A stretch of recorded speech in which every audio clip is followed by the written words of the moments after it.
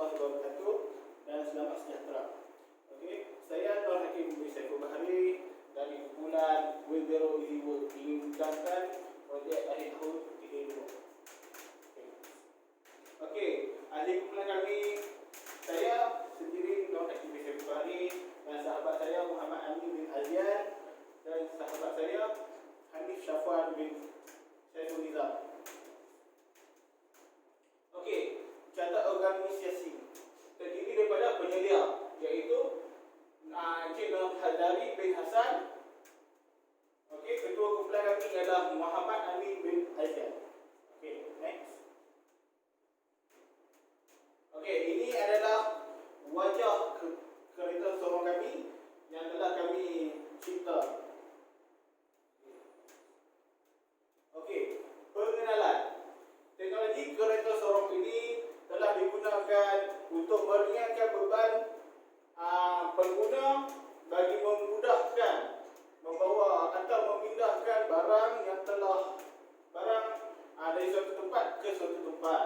Okey, yang kedua, kereta sorong ini menggunakan sistem motor dan swiss untuk memudahkan proses membuang bahan atau beban yang berada dalam takung. Okey, penyata masalah. Okey, first, kereta sorong sedia ada juga perlu menggunakan sepenuh tenaga manusia ketika hendak membuang mata yang telah dibawa. Okey, kalau kereta sorong yang sedia ada tu, kalau biasa orang guna untuk angkat, dia akan menggunakan seluruh tenaga lah. Okey, yang kedua, tidak mempunyai kestabilan yang baik ketika proses pembuangan.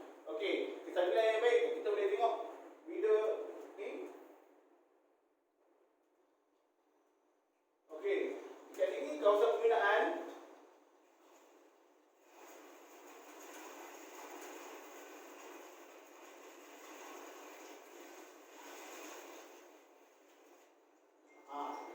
Anda boleh tengok sendiri, ia boleh berlaku kemalangan lah.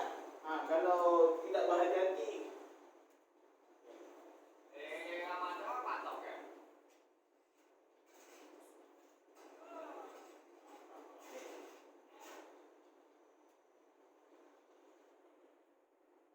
Okey, objektif kami, mereka bentuk kereta sorong khas untuk membawa muatan yang berat dengan kuantiti yang lebih banyak berbanding dengan kereta sorong biasalah.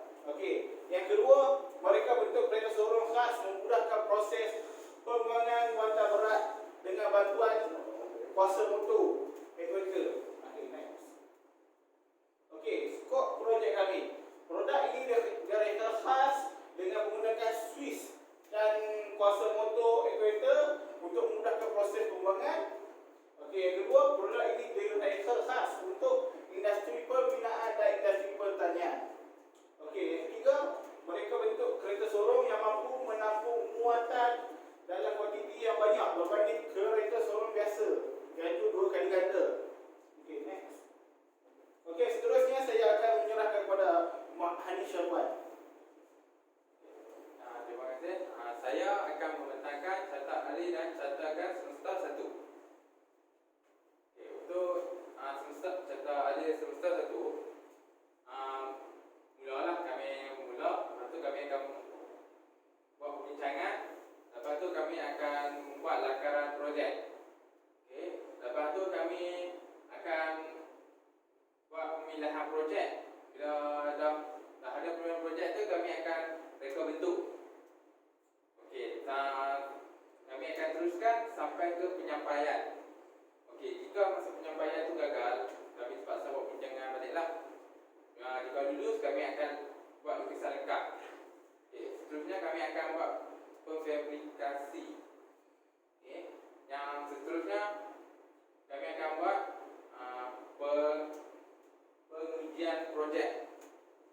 Dan lepas tu kami akan teruskan dengan kekemasan projek. Seterusnya kami akan buat pembentangan.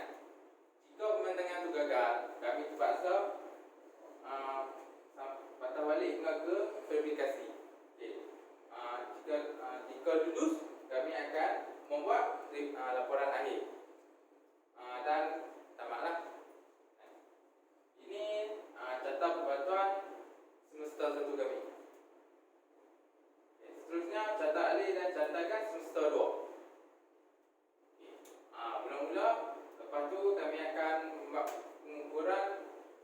penandaan, lepas tu proses pemotongan, seterusnya kami akan buat proses mengipat.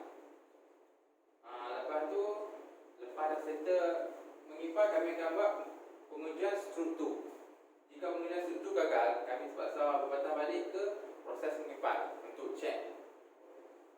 Lepas tu, seterusnya bila dah lulus, kami akan buat pemasangan projek.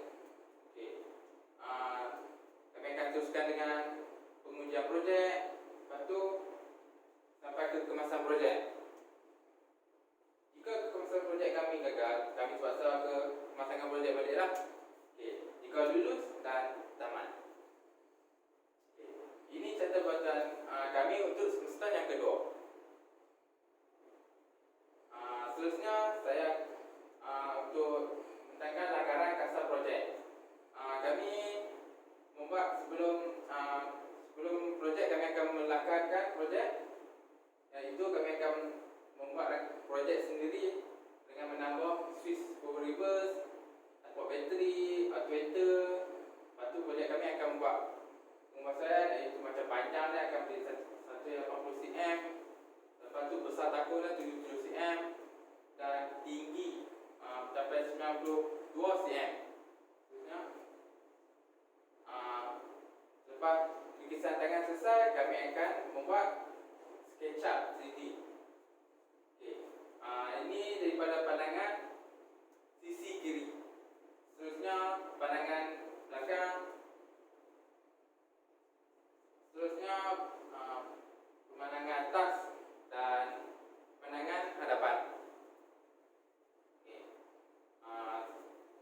Untuk lakaran menita projek, kami mempunyai tiga komponen lah, iaitu bateri, switch power reverse, iaitu switch ni lah power window, lepas tu actuator. Okey, untuk bateri pula, dia adalah punca kuasa untuk dia akan pergi ke switch reverse. Ni lah power reverse ni.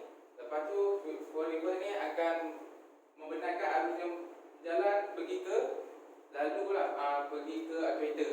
Actuator akan menolak iaitu takun yang kami cipta lah. Seterusnya saya akan serahkan kepada Muhammad ni. Okey, baik. Assalamualaikum. Saya akan menerangkan proses pelaksanaan projek. Proses pertama, proses pengukuran. Proses kedua, proses pemotongan besi. Proses ketiga, proses pengipat. Proses keempat, proses pencanang. Proses kelima, proses pendawaian. Dan proses keenam, proses pengecat. Ini perbezaan antara berbero yang masa kini, kereta sorong masa kini dan berbero yang kami telah cipta. Kereta sorong masa kini bersaiz panjang 76 cm, tinggi 33 cm.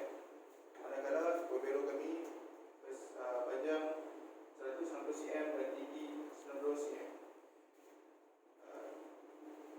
Yang kedua, mampu menampung beban 90 kg hingga ke 100 kg. Dan Webero kami mampu menampung beban 100 kg hingga ke 140 kg. Kereta sorong masa kini menggunakan sepenuh tenaga manusia. Manakala kereta sorong kami menggunakan kuasa motor operator dan sedikit tenaga manusia. Ini kos bahan guna habis yang telah kami buat. Jumlah keseluruhan kos bahan guna habis iaitu RM780.10. Ini pula kos buruk yang terdiri pada 3 jenis barang: grinder machine, mesin MAG dan car off machine, yang berjumlah keseluruhan RM RM38.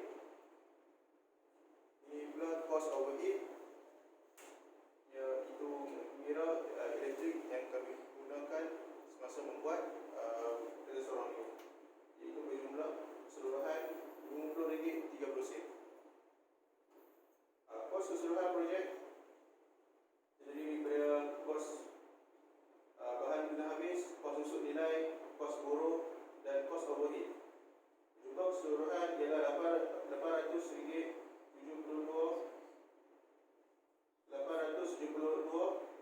dan 10 sen. Okey, saya serahkan kepada Hakim. Okey, target pemasaran. Okey, target pemasaran kami terdiri daripada 5, iaitu kualiti. Yang pertama, menggunakan motor actuator. Kami menggunakan motor actuator yang berkualiti. Yang kedua, kami menggunakan besi yang berkualiti dan tahan dasar. Okey. Yang ketiga, harga kami iaitu harga pembangkitan. Lepas tu, yang ketiga, target pelanggan kami. Kami target untuk dijual kepada industri pembinaan dan industri pertanian lah. Lepas tu, target pemasaran. Okey, kawasan pembinaan. Lepas tu yang kedua, kawasan pertanian. Okey, yang ketiga, reka bentuk. Reka bentuk yang pertama iaitu warna yang menarik lah. Lepas tu yang kedua, bentuk kemas dan menarik. Supaya dapat menarik minat pelanggan lah untuk membeli. Okey, okey, seterusnya saya akan menyerahkan kepada sahabat saya. Okey, ini ialah buku manual. Buku manual kami ini kami menerangkan komponen-komponen yang terdapat di projek kami. Okey, yang pertama tubeless wheel, yang kedua operator, yang ketiga bolt and nut, yang keempat metal plate, yang kelima tubeless wheel, yang keenam plastik akrilik, yang ketujuh bateri, yang ke-8 hollow square tube, yang ke-9 circle hollow steel, yang ke-10 switch tekan for reverse, yang ke-11 wire hitam dan merah, yang ke-12 tekuk. Saya akan serahkan kepada Muhammad Ani. Terima kasih. Seterusnya saya akan mentangkan proses penggunaan kereta sorong. Langkah pertama, pastikan kereta sorong dalam keadaan yang selamat sebelum digunakan. Langkah yang kedua, pastikan terminal bateri dipasang pada tombol positif dan negatif sebelum digunakan. Langkah ketiga, mengisi beban dan bahan yang ingin dibawa ke dalam takuk. Langkah keempat, menekan switch naik untuk membuang beban atau bahan yang telah dibawa dan menekan switch turun untuk membuang takuk. Langkah yang kelima, selepas digunakan, anda hendaklah menanggalkan semula terminal bateri dan menyimpan kereta sorong di tempat yang selamat bagi mengelakkan bateri cepat istilahnya kong ataupun habis. Seterusnya saya akan mentangkan cara penyelenggaraan. Untuk bateri, bateri hanya ada dua terminal, iaitu positif dan negatif. Selalunya satu bila dah habis guna, selalunya kena tukar lah. Sekiranya kalau dah lama-lama guna dan bateri dah rosak ataupun dah memecah tak masuk dalam bateri, kena tukar yang baru. Lepas tu bateri tu selalunya akan diselenggarakan selama 6 bulan untuk memastikan bateri tu dekat dah baik lah. Untuk actuator, dia terdapat nut pada actuator itu yang akan menggunakan spana saiz 10 atau spana boleh laras lah. Sekiranya rosak actuator, rosak terus tukar baru. Kalau boleh repair. Okey, seterusnya untuk actuator pula akan diselenggarakan setiap 1 tahun untuk memastikan actuator tu dalam keadaan baik lah. Switch power window, itu switch power lever lah. Dia akan diselenggarakan dengan buka menutup switch atau membaiki kerosakan lah. Kalau teruk, kena tukar yang baru lah. Switch power lever ni akan diselenggarakan setiap 1 tahun untuk memastikan switch ni dalam keadaan baik lah. Tayar boleh diselenggarakan dengan muka terdapat nut besar 15. Itu untuk menambah minyak grease jika dia mendapati kehausan pada bunga tayar, perlu tukar yang barulah. Untuk selenggaranya bergantung kepada jangka hayat tayar tersebut. Kalau okey, tak payah tukar. Kalau dah haus, kena tukar. Seterusnya saya akan menyerahkan kepada